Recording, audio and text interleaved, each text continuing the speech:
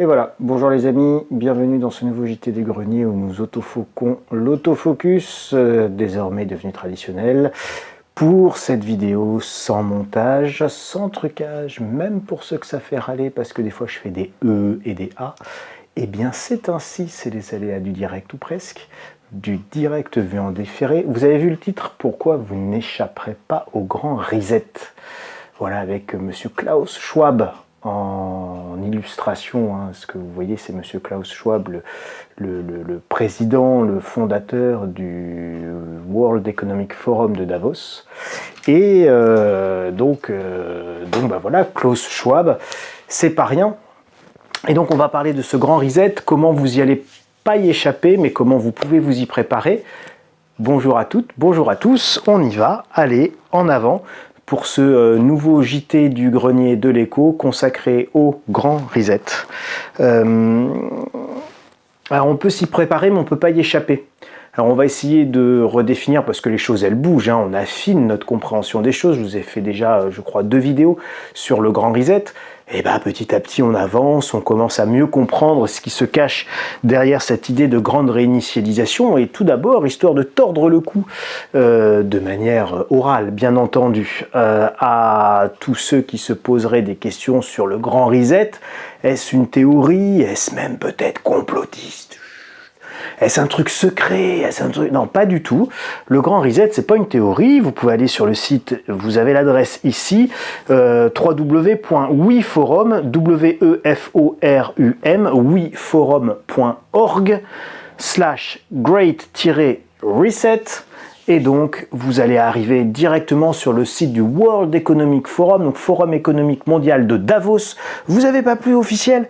C'est le site officiel de pas Klaus Schwab, mais de l'organisation que préside et que dirige et qu'a fondé Klaus Schwab, cette grande éminence grise, le patron des patrons du monde entier, l'homme des hommes de Davos. Voilà, comme j'aime à l'appeler, en reprenant presque en allant un tout petit peu plus loin sur une expression de Charles Gave qui parle des hommes de Davos.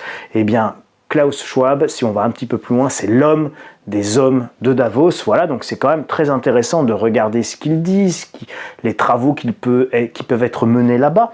Et donc, il y a une urgence à, en gros, manager les conséquences directes d'un peu tout ce qui se passe, donc de la Covid-19 crisis, mais pas que. C'est aussi une nécessité d'améliorer l'état du monde. Et donc, c'est pour ça que le World Economic Forum commence l'initiative du grand reset, du grand reset, de la grande réinitialisation. Et donc, cette grande réinitialisation, c'est pas juste une théorie, mais c'est pas non plus quelque chose de figé, de fixé, quelque chose qui est un peu évolutif et puis qui est en train de prendre de l'ampleur et qui est en train d'avancer. Alors, pour le moment, il y a quelques postulats qui sous-tendent le grand reset. Bon, mettez de côté la notion Covid-19 crisis, donc la crise du Covid-19.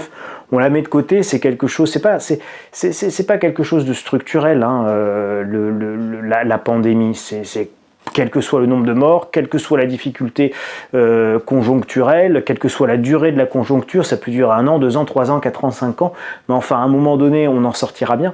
Et donc, ça, c'est purement conjoncturel, c'est pas structurel. Donc vous avez 2 volets, vous avez des crises conjoncturelles, c'est-à-dire momentanées, plus ou moins longues, plus ou moins dures, c'est pas le sujet, mais elles sont conjoncturelles, elles ont un début, un milieu, une fin et ça va se finir, et c'est pas parti pour durer 90 ans, soit c'est beaucoup plus structurel, évidemment quand c'est structurel, c'est quelque chose qui dure, et donc on pense notamment à la crise écologique et environnementale. Alors, les postulats du grand reset, fichez-moi la paix s'il vous plaît avec la prononciation du grand reset, on prend les raccourcis. Il n'y a plus assez d'énergie abondante, peu coûteuse et non polluante. Vous devez bien comprendre que de l'énergie, il y en a. Aujourd'hui, de l'énergie, on est capable d'en faire, mais elle est en quantité soit limitée, soit alors elle est polluante, soit alors elle est chère. D'accord? Donc, le problème, il est sur ce triptyque. Non polluant, non coûteux, très abondant. Et donc, à partir du moment où vous avez un des paramètres qui disparaît des attributs de l'énergie, alors on a un problème sur l'énergie. Donc, quand bien même nous aurions assez d'énergie abondante et pas chère, que de toute façon, si elle est polluante, nous avons un problème Houston. Voilà. Donc on ne peut pas continuer à polluer, à s'asphyxier, à avoir de l'ammoniac qui s'échappe des pots d'échappement de nos voitures parce qu'on a mis de l'AdBlue en plus du diesel. Alors on n'a pas les particules fines, on a de l'ammoniac, etc., etc. Donc, tout ça, si vous voulez, il arrive un moment où on ne peut plus polluer comme ça, à s'en tuer nous-mêmes, à tuer l'environnement, à stériliser la planète. Donc de toute façon, c'est vraiment ce triptyque. Une énergie abondante, une énergie pas polluante et une énergie évidemment pas chère. Et quand on a quelque chose qui manque dans cette équation-là, on a un problème. La planète est un lieu fini dans lequel il ne peut pas y avoir, par définition, de croissance infinie. C'est assez logique. Nous sommes confrontés à une surpopulation mondiale, on voit bien, on est passé de 1 milliard d'habitants à 12 milliards d'habitants en un siècle, et nous devons redéfinir un nouveau modèle économique, productif, social. Donc on voit bien quels sont les postulats de cette grande réinitialisation, de cette grande remise un peu à plat de tous nos processus, de nos modèles économiques. Et donc ça, de toute façon, qu'on soit d'accord ou pas d'accord, on ne va pas pouvoir y échapper, notamment si on est sur ces postulats-là. Alors, ces postulats-là, pourtant, il faut pouvoir aussi les discuter, c'est ce qu'on va faire. Pareil, je ne suis pas en train de vous dire quoi penser, je suis en train de vous donner des éléments de réflexion, je ne suis pas en train de vous dire que ce que fait Klaus Schwab c'est bien ou c'est pas bien, ce que pensent les hommes de Davos, si c'est des sauveurs de l'humanité ou au contraire des fossoyeurs de l'humanité. Là, on essaie juste de prendre un petit peu de hauteur, de réfléchir, je partage avec vous des pistes de réflexion et d'analyse, et évidemment, je ne veux rien et strictement rien vous imposer comme manière de penser, si ce n'est de partager avec vous la nécessité de penser. Alors, à mon sens, et là, c'est à mon sens, le grand reset, donc c'est une opinion, c'est la mienne, mais le grand reset n'a pas forcément raison, mon opinion n'étant pas la vérité. Alors, il n'y a plus assez d'énergie abondante, peu coûteuse, non polluante, etc. C'est vrai.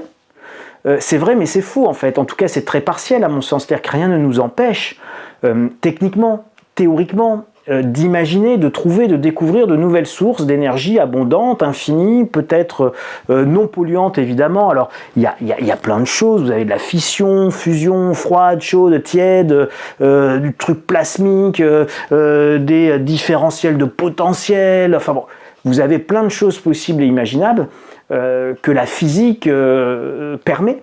En tout cas, d'un point de vue théorique et fondamental, vous avez ITER, enfin, il y a plein de choses que l'on peut imaginer avec du nucléaire, sans nucléaire, avec radioactivité, sans radioactivité. Enfin, on peut imaginer être capable de trouver d'autres sources d'énergie abondantes, non polluantes et quasiment gratuites, c'est-à-dire très peu chères à exploiter. Alors, pas forcément dans l'état actuel de notre technologie aujourd'hui, mais peut-être demain ou après-demain, ou en tout cas dans une génération ou deux.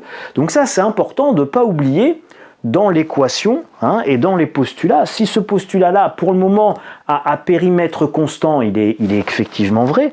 Enfin, écoutez, entre le monde dans lequel sont nés mes parents, qui était un monde avant la Deuxième Guerre mondiale, et ils ont vu l'homme marcher sur la Lune, les fusées dans l'espace, le TGV, le Concorde, Internet, etc. Donc, alors que mon petit papa, il était en calèche quand il était gamin, qu'il avait 7 ans. Donc, si vous voulez, le progrès, l'évolution, je pense qu'il faut pas en faire fi, et au contraire, on a des solutions dans notre progression et dans nos sciences, dans nos découvertes, et ça c'est évidemment loin d'être figé, on y reviendra.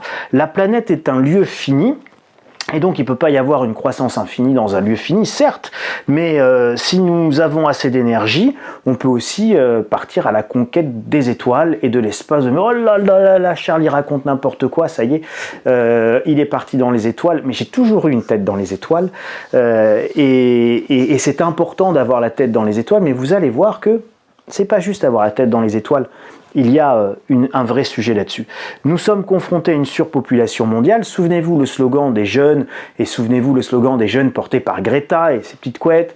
Vous allez me dire, Charles, arrêtez avec Greta et les petites couettes. Je ne peux pas m'empêcher. Alors, j'ai rien contre la petite Greta, bien évidemment. Simplement, sur toute cette idéologie, à mon sens, mortifère qu'elle incarne, parce que c'est une idéologie sans espoir.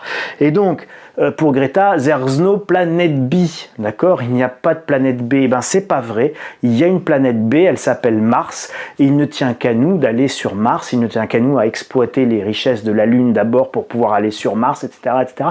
Nous avons des possibilités, nous ne sommes pas tout nus. Encore faudrait-il croire en l'homme, en l'humanité, en nos sciences, en nos techniques, en notre volonté de découverte qui est un moteur fondamental évidemment de l'humanité, du progrès et de l'évolution humaine depuis la nuit des temps, de la découverte du feu à la découverte de la roue, en passant par le fait de voler. Bon, regardez, entre les rêves, les dessins de Léonard de Vinci, les rêves d'Icare, et puis le jour où le premier avion a pris son envol, il s'est passé presque des milliers d'années et des siècles entiers, et pourtant nous avons réussi, nous l'humanité, à voler et à nous abstraire évidemment de cette force terrible qui est la gravité. Donc il n'y a aucune fatalité évidemment dans le fait de se sentir enfermé sur notre planète devenant trop petite, et donc si nous allons vers l'espace, vous imaginez bien que vous n'avez plus de... Vous faites sauter évidemment les limites physiques. Je ne vous dis pas que c'est pour demain,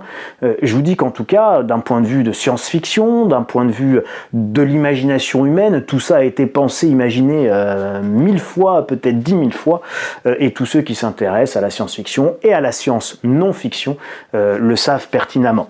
Nous devons redéfinir un nouveau modèle économique, productif et social, oui, ce qui ne veut pas dire, encore une fois, que l'homme est un problème, et que redéfinir un nouveau modèle économique implique forcément qu'on soit tous super pauvres, qu'on souffre et qu'on ait mal et que ce soit douloureux et que vraiment nous ayons la décroissance triste. Et ben moi je suis pour la décroissance heureuse, parce que la décroissance heureuse, elle doit s'accompagner, en fait c'est un double mouvement, c'est un mouvement de on choisit ce que l'on doit faire croître, la connaissance, l'amour, le partage, l'information, la culture, les sciences, les techniques, y compris agricoles, nouvelles et anciennes.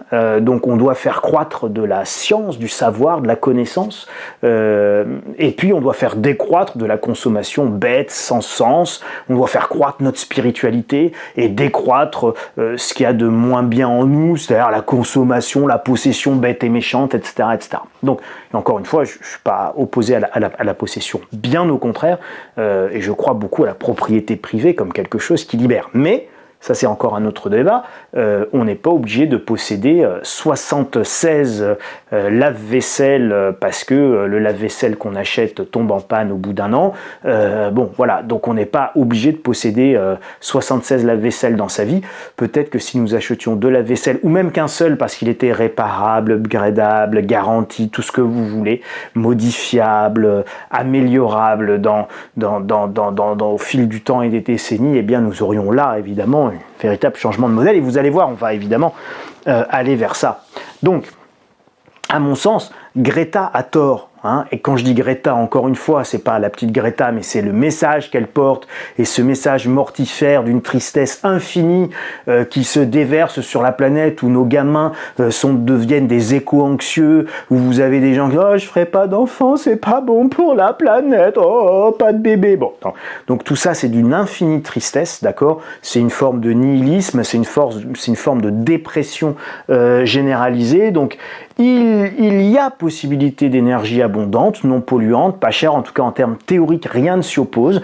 Donc la question, c'est pas il y en a pas, c'est comment fait-on pour en trouver et comment la mettre justement à disposition de tous et faire que cette énergie abondante, elle permette de profiter à l'humanité, avec une volonté et une vision humaniste de la chose, et pas évidemment renfermée, militaire, vilaine, méchante, guerrière et tout ce que vous voulez.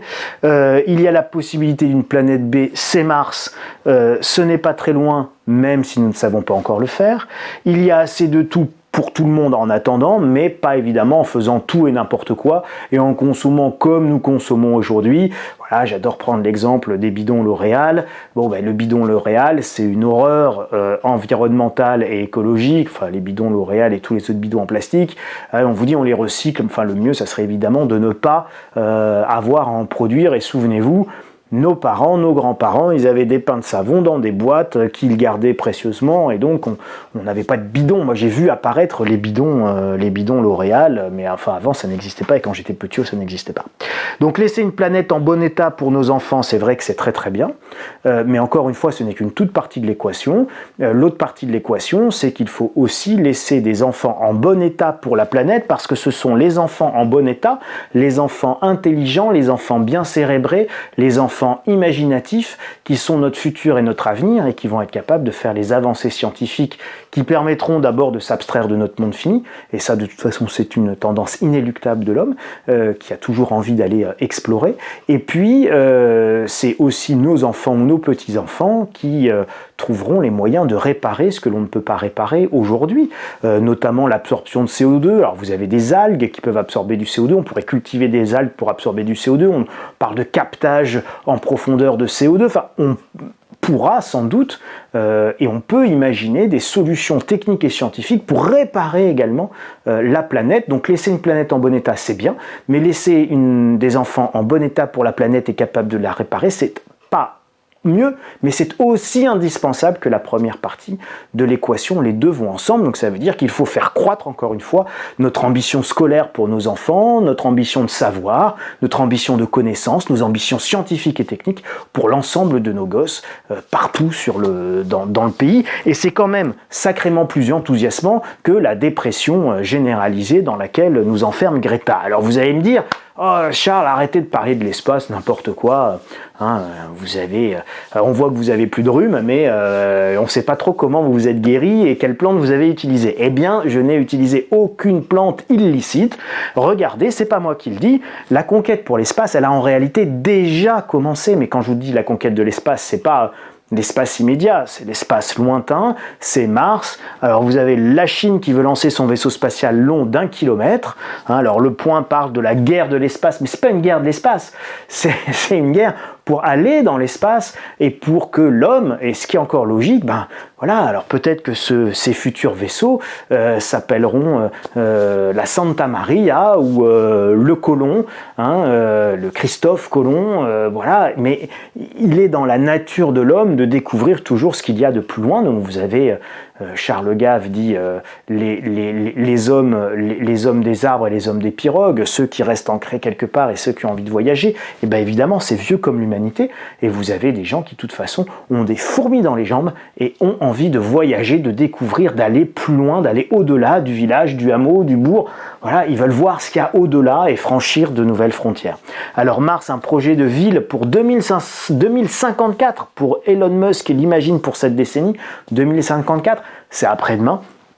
Et la Chine qui veut lancer son vaisseau spatial. Voilà, je ne vais pas dire les hostilités sont lancées, mais la course à l'exploration spatiale, la course à la planète B, elle est déjà lancée, et ce qui servira de tremplin, c'est évidemment la Lune, et donc on a déjà une planète B à porter, c'est la Lune, et sur la Lune vous avez des minerais, vous avez des matières premières qu'on pourrait exploiter de manière bien plus facile parce que c'est très proche, et qu'en termes de rayonnement et de protection, on reste dans une zone où il est plus facile évidemment d'aller, donc que de voyager dans l'espace lointain. Donc voilà, ça commencera peut-être par une base lunaire, un certain nombre de choses.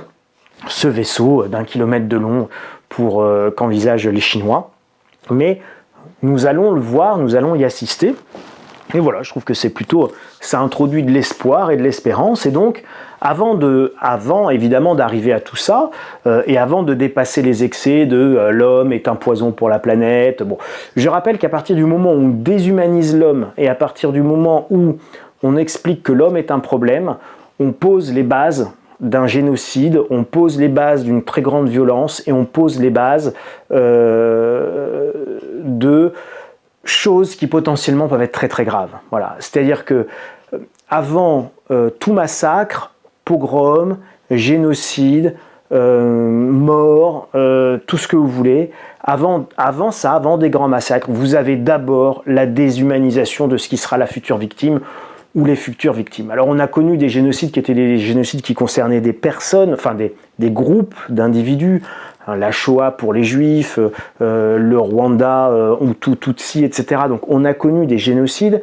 ou des immenses massacres qui connaissaient des groupes de personnes. Et on avait déshumanisé avant ces groupes de personnes, et c'est la déshumanisation est toujours le prélude au massacre de ce groupe de personnes.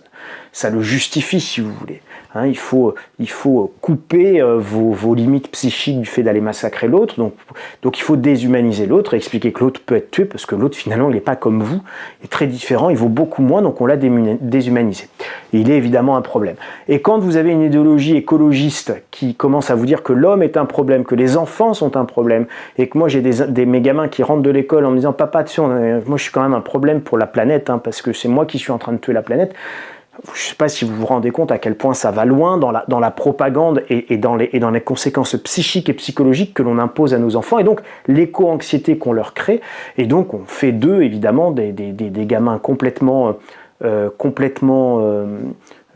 déprimés, dépressifs d'une part, et puis d'autre part, on les met en situation de devenir éventuellement les bourreaux d'autres, en disant bah voilà, il y a des surnuméraires, il y en a dans trop, allez quick, on les liquide, c'est pas grave, c'est pour sauver la planète, c'est quand même vachement important.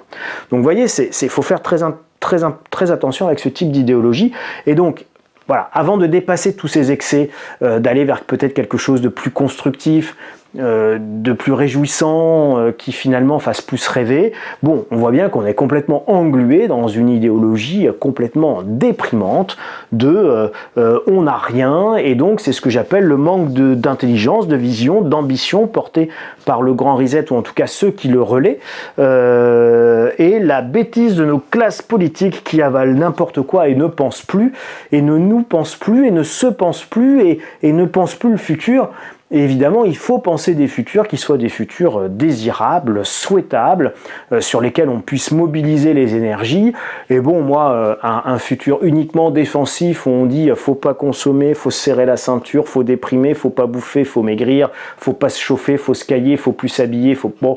Eh bien, écoutez, oui, j'ai pas forcément envie de ce futur-là, et je pense que c'est très important de combattre ceux qui pensent qu'il faut nous imposer ce futur-là sans qu'il soit discutable. Il faut discuter le futur déprimant et proposer un futur qui soit beaucoup plus enthousiasmant, parce que oui, il va sans doute falloir faire des efforts, parce que tant qu'on n'a pas de planète B, tant qu'on n'a pas d'énergie abondante, pas chère et surtout non polluante, on ne peut pas faire n'importe quoi, mais même dans cette période-là, on peut encore une fois choisir ce que l'on fait croître et choisir ce que l'on fait décroître, et on doit le faire collectivement de manière intelligente et bien évidemment bienveillante et humaniste. Sinon, ça n'a pas de sens.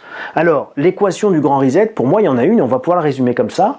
Dans un monde sans énergie fossile, ou avec beaucoup moins d'énergie fossile, alors il y a de grandes pertes fiscales. Je vous rappelle aussi que toute la fiscalité, enfin une grosse, pas toute, mais vous avez l'impôt sur les bénéfices des sociétés, vous avez la TVA, vous avez l'impôt sur le revenu, bon, mais vous avez aussi les taxes sur les produits pétroliers et les produits énergétiques, et donc c'est une grande partie de la fiscalité, et donc ça, il va falloir qu'il y ait un basculement de la fiscalité de l'énergie vers les produits. On ne peut pas taxer le travail, c'est compliqué de taxer le travail.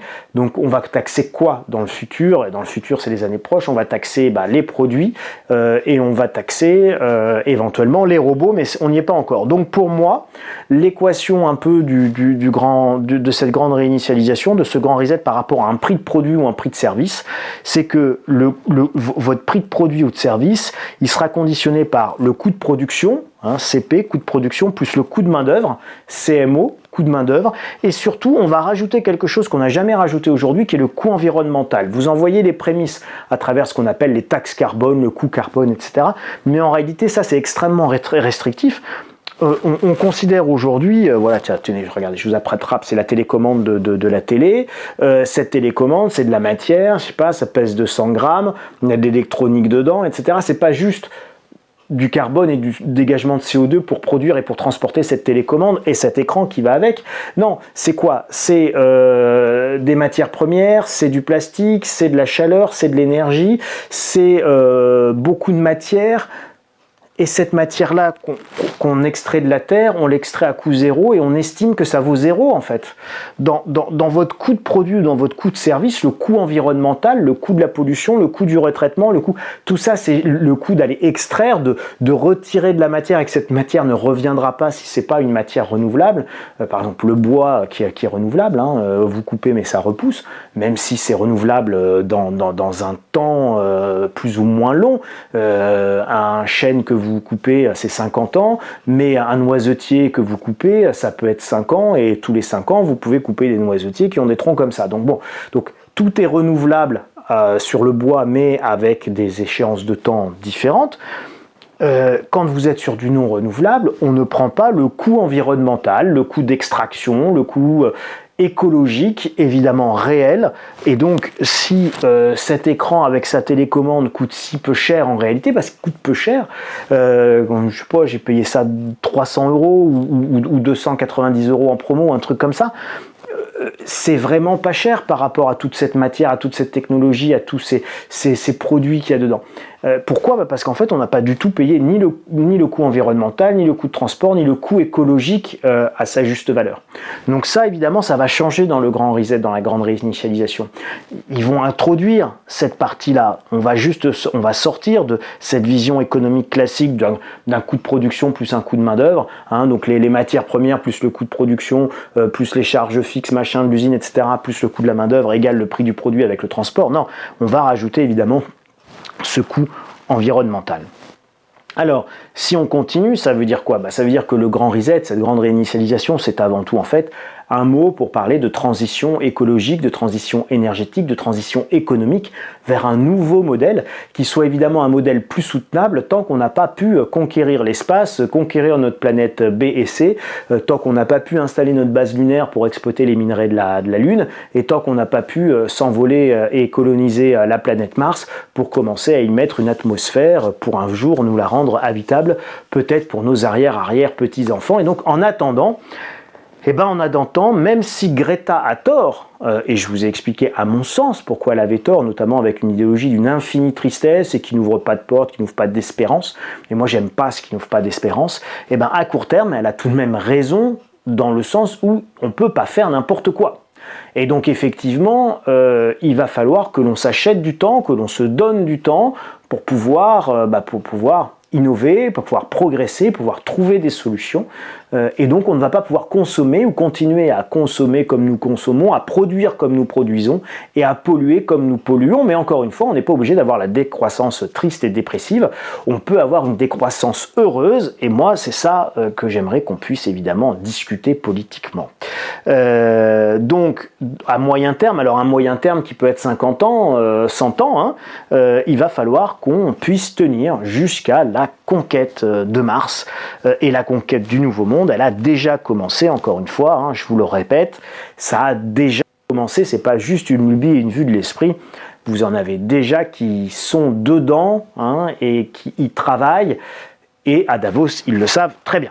Donc on achète du temps. Donc le grand reset, c'est moins de tout pour le moment et à court terme, d'accord ? C'est moins de tout. Moins de tout, c'est la pénurie de tout, vous commencez à la palper un peu, à la toucher du doigt, avec la raréfaction de tout. Et ça, vous le percevez, vous le sentez, vous l'entendez, il y a des rayons qui sont plus aussi pleins qu'avant, c'est pas aussi achalandé, c'est pas... Vous voyez bien toutes les tensions qu'on a dans les chaînes logistiques et de production. Moins de tout, c'est rendre plus cher ce qu'il reste, d'accord ? Donc moins de tout, c'est évidemment très inflationniste. C'est une nouvelle fiscalité, d'accord ? La fiscalité, elle va profondément évoluer, être remaniée. On ne va pas taxer les mêmes choses demain que les choses que l'on taxe aujourd'hui. C'est un nouveau partage de la chaîne de valeur et dans la chaîne de valeur de la production mondiale. D'accord, aujourd'hui, un iPhone, je schématise, mais il est vendu à 150 $ sorti d'usine par la Chine, mais il est vendu 1500 $ aux États-Unis dans un magasin. Donc vous voyez bien qu'en fait, en termes de PIB, c'est 150 $ dans le PIB, c'est 150 $ dans le PIB chinois, mais ça va être 1350 $ impactés dans le PIB américain. Donc ça, on va aller vers un nouveau partage de la chaîne de valeur de productive mondiale. Et ça va être très inflationniste également. Puis ça va faire baisser les marges considérablement, par exemple en Occident et dans les pays européens. La remise en cause donc des valeurs de la mondialisation, là je parle par exemple des valeurs boursières, je parlais de L'Oréal. Bon, L'Oréal, il va falloir qu'ils se réinventent, qu'ils réinventent leur modèle économique, mais il n'y a pas que L'Oréal, il y a les voitures, les constructeurs automobiles, vous voyez bien que c'est la Bérésina, vous avez la moitié des usines Renault, PSA, etc. qui sont fermées. Il n'y a plus rien pour construire des voitures, on vous livre, les peu de voitures qu'on arrive à vous livrer, elles sont vides de partout, il n'y a rien dans le volant, il n'y a pas les trucs, il n'y a pas les commandes au volant, l'écran tactile machin, c'est un truc vide, on vous le mettra quand on pourra, vous repasserez à la concession, enfin bon, bref, il n'y a pas grand chose. Donc c'est toutes les valeurs de la mondialisation et de l'économie carbonée, donc les compagnies aériennes, l'industrie automobile, et puis les boîtes comme L'Oréal basées sur la production de masse et la consommation de masse, nécessitant la vente chaque année d'encore plus de masse de bidules qui sont polluants, qui nécessitent beaucoup de matière, et dont on pourrait à la fois soit tout à fait se passer, soit trouver des techniques de remplacement très intéressantes. Alors par exemple, vous regardez les bidons L'Oréal et puis vous regardez 900 Care, le chiffre 900, Care, C-A-R-E, et vous verrez qu'il y a une petite boîte que j'aime beaucoup qui a fait des petites billes. Donc vous prenez un bidon, vous mettez la petite bille dans le bidon, vous mettez de l'eau et puis ça vous fait du gel. Voilà, vous n'avez pas besoin de racheter 50 bidons. Voilà. Donc c'est intéressant. Donc vous voyez, il y a plein de solutions en fait. Il y aura plein d'innovations techniques et il faut faire confiance à l'homme et à sa capacité créatrice à partir du moment où on oriente aussi son esprit créatif. On dit attends, voilà quels sont les problèmes. N'oubliez pas, pour créer une entreprise, c'était ce que disait le patron d'Apple, solve a problem, donc résolvez un problème. Et si vous réussissez à résoudre un problème, et bien évidemment vous avez une solution, vous apportez une solution au monde. Et donc en apportant une solution au monde, vous avez un produit, vous avez très certainement une entreprise viable. Donc voilà, c'est aussi la magie du capitalisme quand il est bien compris et qu'il n'est pas sauvage, mais qu'il est bien compris dans moi ce que j'appelle évidemment le capitalisme à la papa qui est le mien, qui est un capitalisme responsable, social et responsable. Et qui n'est pas un capitalisme financier si vous voulez, qui est un vrai capitalisme industriel. Un changement dans la valeur des monnaies, bon ça je ne vais pas m'appesantir dessus, c'est un sujet à part entière, et un problème dans le financement des dettes, pareil c'est un sujet à part entière, mais enfin vous voyez bien que s'il y a plus de croissance, si on n'est pas capable de produire plus de bidules demain pour rembourser les dettes d'hier, et ben on va avoir un problème sur les dettes, on va avoir un problème sur les monnaies, et ça aussi vous le voyez, vous le sentez, vous commencez bien à le voir, je vous ai expliqué toutes ces masses monétaires qui explosent, ces taux d'endettement qui explosent, et donc ça c'est évidemment pas fini. Donc le grand reset, cette grande réinitialisation, c'est en réalité une économie de guerre pour nous permettre de tenir jusqu'à ce qu'on soit capable d'exploser nos limites énergétiques, physiques, et donc c'est quelque part aussi forcément en termes d'implication une économie administrée, et c'est ça le grand reset de Davos, c'est mettre en place une économie administrée au niveau mondial, avec une gouvernance mondiale de cette économie administrée pour tenir globalement la planète jusqu'à ce qu'on soit capable de s'affranchir de nos limites actuelles.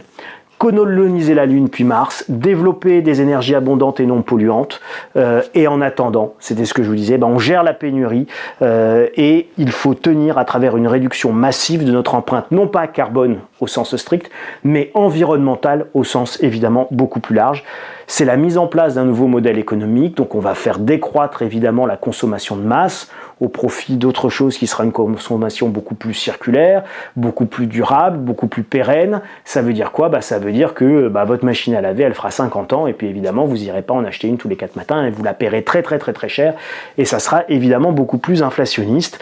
Mise en place d'une économie de guerre, et donc en grande partie administrée, parce que ça ne va pas se faire tout seul, et ça va pas se faire de manière si simple, et ça doit se faire aussi de manière coordonnée, parce que si ça se fait pas de manière coordonnée, alors on se fera la guerre entre pays, et ça sera la guerre de tous contre tous, pour essayer de s'accaparer les dernières ressources, les derniers barils de pétrole, les dernières tonnes de charbon. Et on a des centaines de millions de tonnes de charbon, oui, mais ça pollue, souvenez-vous, énergie abondante, pas chère et non polluante. Voilà, donc c'est pas évidemment si simple que ça. Alors, et voilà, c'est pour ça que je vous ai fait une lettre stratégie au mois d'octobre, consacré au fait que vous n'échapperez pas à ce grand reset, mais qu'il y a des façons de s'y préparer. Et donc on voit bien inflation, problème monétaire, problème de production, problème de pénurie, on voit bien ce que tout ça implique.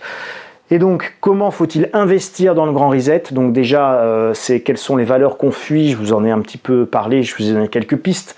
Donc là, je vous en donnerai plus dans ce dossier. Donc évidemment, quelles sont les valeurs qu'on fuit, quelles sont les valeurs qu'achète, que l'on peut acheter. Que faut-il acheter en dehors des boîtes de raviolis? Donc évidemment, les boîtes de raviolis, c'est pas les seuls actifs possibles. Il y a d'autres actifs possibles, il y a d'autres choses à acheter. Et je vous explique dans cette lettre ce que vous pouvez acheter, comment vous pouvez l'acheter et pourquoi il faut acheter ça plutôt qu'autre chose. Et puis évidemment, c'est qu'est-ce qui va manquer et comment gérer les pénuries, les anticiper et ne pas les prendre de plein fouet. Et évidemment, la maison individuelle, et ça je peux vous dire à tous, malgré ce que dit Emmanuelle Wargon, la ministre du Logement, CF, ma vidéo de la semaine dernière, la maison individuelle est un sujet fondamental pour que vous puissiez être beaucoup plus robuste, beaucoup plus résistant, beaucoup plus autonome et beaucoup plus solide face aux difficultés qui arrivent. Évidemment que les habitats collectifs dans lesquels on ne maîtrise pas grand-chose et dans lesquels on n'a pas beaucoup d'espace, ni de stockage, ni de jardinage, ni de potager, ni de poules, veaux, vaches, cochons.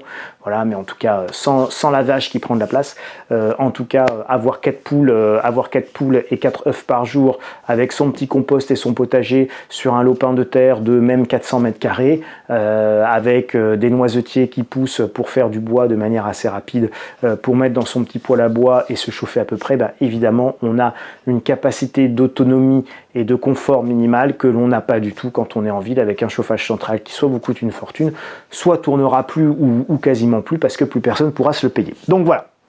Donc c'est toutes les réflexions qu'il faut mener et c'est ce que je vous propose de découvrir dans ce courrier stratégie, dans cette lettre stratégie, dans ce dossier stratégie, pour ceux qui voudront aller plus loin. Pour ceux qui ne veulent pas aller plus loin, parce qu'évidemment ça coûte un petit peu de sous, vous pouvez vous abonner d'abord à la chaîne Le Grenier de l'Écho, vous mettez un petit pouce, vous partagez évidemment cette vidéo si elle vous a plu. Vous pouvez activer les notifications en cliquant sur la petite cloche. Et puis dans la description, vous avez le lien pour aller sur Influencier/boutique et vous abonner à la lettre stratégie, qui est un abonnement de 12 mois. Et puis vous aurez surtout, en vous abonnant, non seulement tous les dossiers précédents, donc il y en a 70 maintenant, plus de 70, et ça vous permettra de voir un petit peu l'évolution de la réflexion, et puis bon, ça donne une grande masse d'informations, qui est encore une fois est là pour vous aider à enrichir votre réflexion et pas vous dire quoi penser. Et puis n'oubliez pas, gratuitement, tous les jours, ma lettre d'info sur le site insolenciae.com, et là vous avez sur le côté s'inscrire à la newsletter, et ça c'est complètement gratuit, vous restez informés. Voilà. Écoutez les amis, je vous souhaite une très belle semaine, de très bonnes réflexions sur tous ces sujets environnementaux, de grande réinitialisation, de grand reset. Pour moi, le grand reset, si je dois vous le résumer, c'est vraiment cette notion de transition écologique, c'est planifier, organiser cette transition écologique que l'on doit absolument mener. Et que nous, population, on doit absolument discuter et qu'on ne doit pas se laisser voler démocratiquement la possibilité de discuter justement de cette transition, de qu'est-ce qu'on veut faire croître et décroître. Et ça, je crois qu'en tant que citoyen, on doit s'emparer du sujet. Et c'est pour ça que je voulais vous faire cette vidéo. C'était aussi pour vous montrer que voilà, on doit avoir des idées, on doit se saisir de ce sujet, on doit rentrer dans le débat démocratique en disant voilà, nous on veut pas d'une décroissance triste et dépressive. On veut bien d'une décroissance de certaines choses, on veut faire croître d'autres choses, et puis on veut s'ouvrir de nouveaux horizons, de nouveaux possibles, et puis on veut voir grand et imaginer qu'il y a un futur extrêmement désirable pour l'ensemble de l'humanité, et qu'il soit un futur bienveillant et évidemment humaniste, avec de l'énergie partagée, avec des ressources partagées, et puis avec aussi le côté enthousiaste de pouvoir dépasser nos limites, sortir de notre planète, aller vers l'espace. Écoutez, oui, moi je trouve ça plutôt réjouissant. Donc si on doit se serrer la ceinture pour pouvoir prendre notre envol, écoutez, pourquoi pas? Là, moi je ne suis pas forcément opposé à ça, mais pas contre l'homme, pas contre l'humanité, pas contre les individus, pas contre les gens, mais avec eux et pour un futur qu'on a envie de se rendre plutôt chouette et plutôt attirant, attractif pour tous. Voilà, je vous souhaite une très belle semaine. Et puis à très bientôt. Salut les amis, prenez bien grand soin de vous. À la semaine prochaine.